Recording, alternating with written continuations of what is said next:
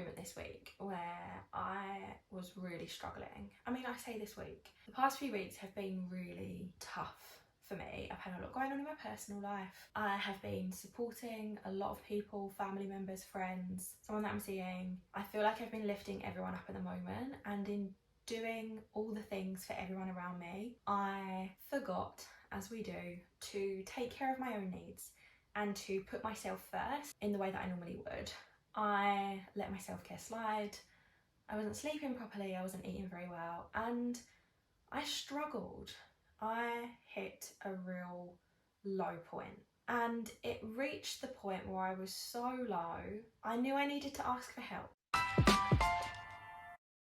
Now, asking for help is something that I find really difficult, but over the past couple of years, I've been cultivating a really beautiful set of friends. So I've been building better relationships with friends. I've been working on my friendships and deepening my connection with the people that I'm choosing to surround myself with. When I messaged a girls group chat the other day to say, I am struggling, I am not okay, everything feels like a lot, in less than 5 minutes, both the girls that are in this chat responded, and they didn't try to fix me, they didn't tell me what I was doing wrong, they didn't try and tell me what I needed to do. They told me that they were there for me. They told me that they were there. We got a date in the diary to see each other in real life. They reassured me that it's okay to ask for help and that it's okay that I shared that I was struggling. And even just sending the chaotic voice note that was all over the place, even in just sending that message to them, I instantly felt lighter. But the reason that I can now ask for help more easily than I used to is because of deepening those friendships, is because of deepening those connections. Instead of keeping myself at a distance from people, I've done a few things differently over the last couple of years, and I've put myself in spaces where I now feel like I can fully show up as my authentic self. I feel like there were certain friendships when I was younger where I couldn't be myself, where I didn't talk about myself, where I didn't share a lot about myself. I kept myself to myself, even with people that had known me for a few years, because I didn't feel comfortable enough in my own skin to be able to open up to people. And when you are not confident in your own skin and you're not comfortable sharing with others, and you keep people at an arm's length, it prevents you from having those deeper friendships. It prevents you from creating those deeper connections, because from my experience, the deepest connections with the friends that I've made over the last few years have come from the hardest of times. So as an example, a couple of years ago, I met up with a couple of friends that I'd met online. We'd all been in a mastermind together. We chatted online, we'd caught up on Zoom a couple of times, and they were both going to be in London. So we all went out for lunch and we had a great time at this lunch. A couple of weeks later, we decided to go away for the weekend to Bath to just connect, to have a bit of a girly weekend, I think we were probably going to talk about business and stuff. I can't remember now what the reason was, other than we were just going to spend some more time with each other because we got on really well. But we went away for this weekend in Bath, and whilst we were there, each of us were going through something really shitty in our lives. I had a really awful situation with a client. One of my friends had a really awful situation with someone that she'd been seeing, and then another friend was also going through something relationship related.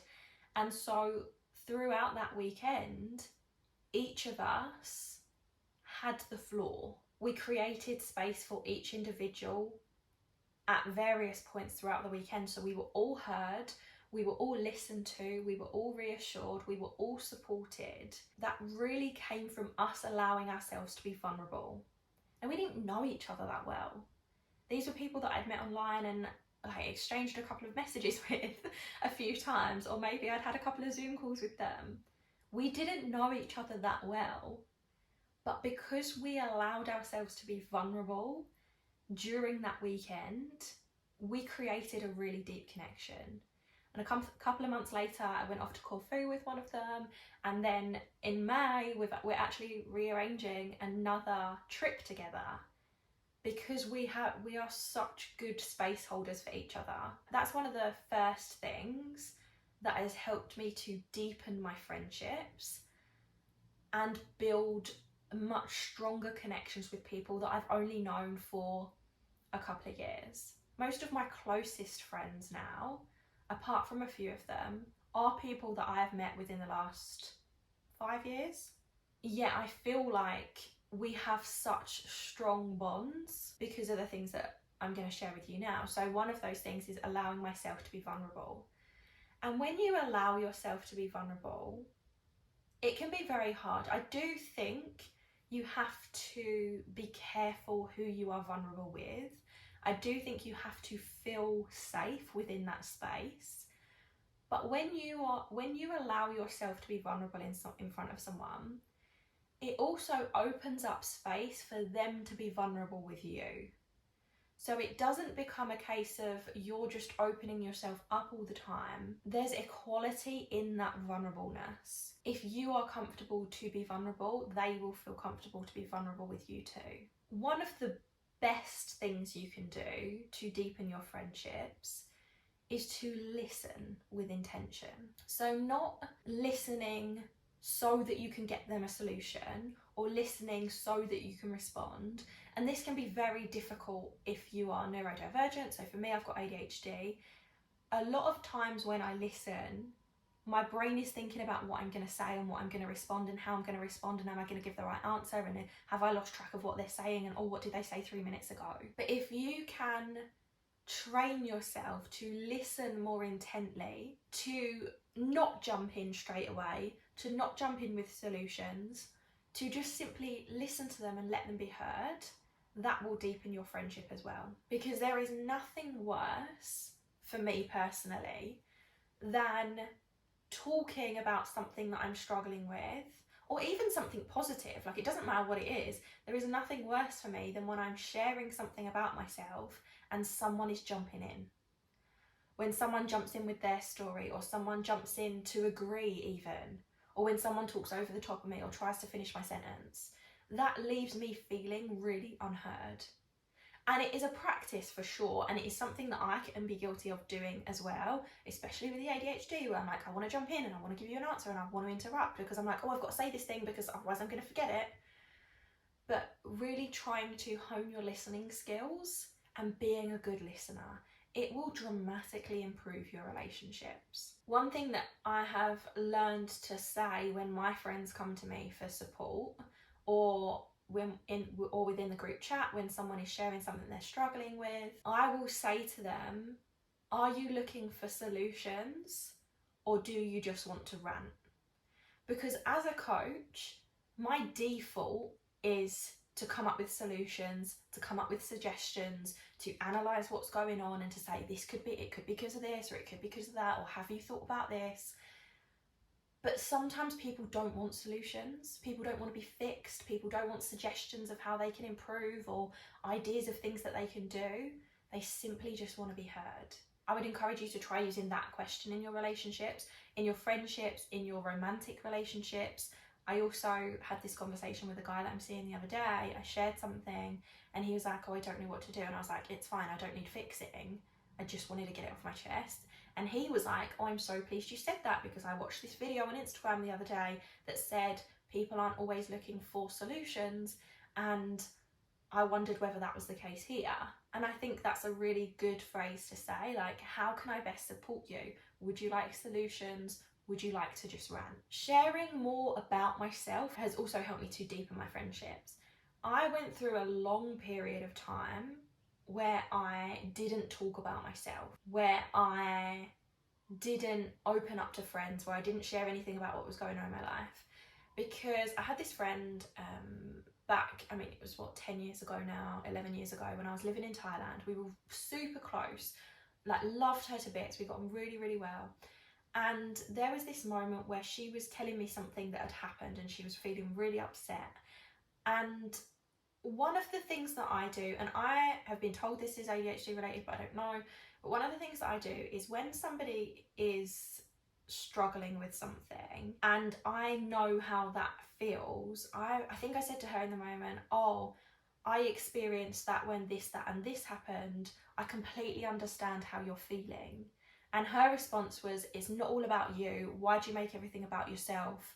You're so selfish, or something along those lines. And it really took me aback, because in that moment, I was simply trying to say, I relate to you, I understand you, I fully get where you are coming from. I am so understanding of what you're going through because I've been through it as well. Whereas she received it as I was taking over the conversation, which was not my intention in the slightest. But because of her response, for years, I stopped talking about myself in many different scenarios. I wouldn't open up in my friendship circle when anyone would be like, oh, how are you doing? How's your business going? I'd be like, yeah, cool. And that's it. Or they'd be like, oh, what's going on? And I might be like, oh yeah, I've had a really good time, or oh, this happened, it was great. But then I stopped sharing about myself. And not only that, I also noticed that there were occasions where I would talk about myself and I would see people's eyes glaze over, and that made me want to close up. I didn't want to share about myself then, because I could see that people were just not fucking interested. So why would I bother talking about the things that were important to me if they weren't even going to pretend that it was something interesting either? Whereas now I share more about myself, and the friendships that I've got now, I feel like people are interested in what I've got to say about me, because of course they are. Why wouldn't they be? I'm interested in what my friends have to say. I love hearing about what's going on in my friend's life. I mean, it sucks when it's bad, obviously, but I love hearing about things that are going on in my friend's life.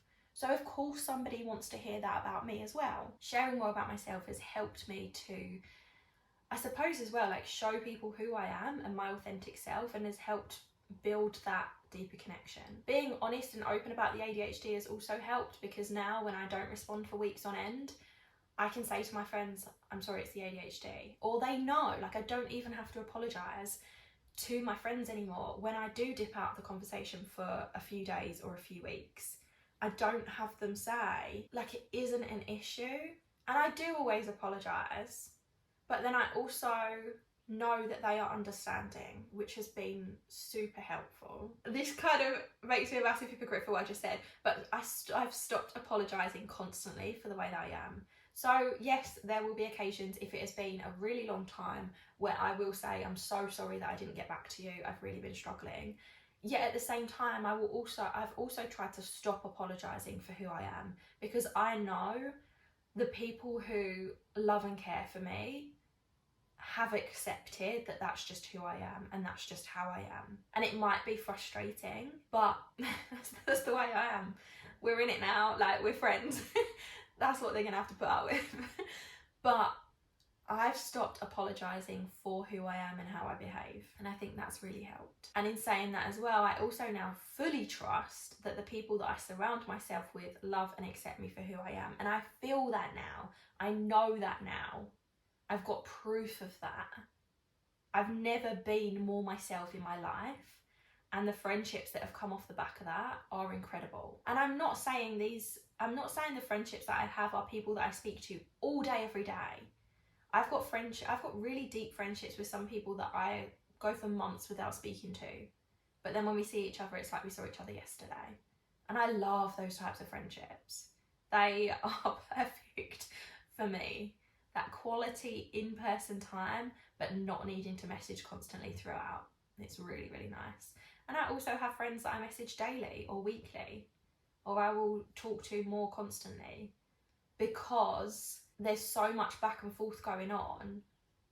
I don't need to consider what I'm saying in my messages.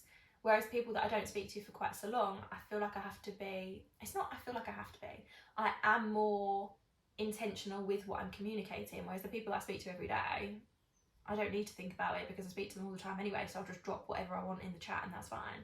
Normally a 10-minute voice note.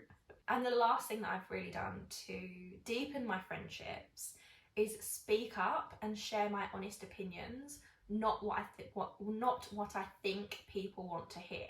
And shock horror, people haven't run away from it. I'm allowed to share my opinions. People are happy to listen to my opinions. They don't necessarily agree with my opinions. We don't necessarily have the same thoughts or the same views on things, but it's okay for me to share things that somebody else might not agree with. And that has been a game changer. It's also opened up the room for some really interesting debates and interesting conversations and more open-minded conversations. And I think this is important as well. You don't want to be in an echo chamber where everyone thinks the same and everyone's points of views are the same and everyone's ideologies are the same. It's really good to learn from people. It's really good to have different opinions. And I like that now I can say anything that I want, and I know that my friends have got my back and will still love me for who I am, even if they don't agree with me. As I've gotten older, my circle has definitely got smaller, I think. Has it? It's getting a bit bigger, which is wonderful, but I feel like the friendships are more intentional and are deeper and we are more connected and it's more equal. I feel like for a long time I had a lot of friendships where the focus would always be on the other person. And I am pretty guilty for that as well. Like, I have to take my own responsibility for that because I wouldn't open up and I wouldn't share. And I was always the one asking questions and diving into the other person's life. But maybe that's just because they were friendships that just weren't supposed to last, which is a whole new ballgame that we don't need to get into right now. So let me know, have these tips helped you? Do you think that you're going to use them to help you deepen the connections that you've got with your friends?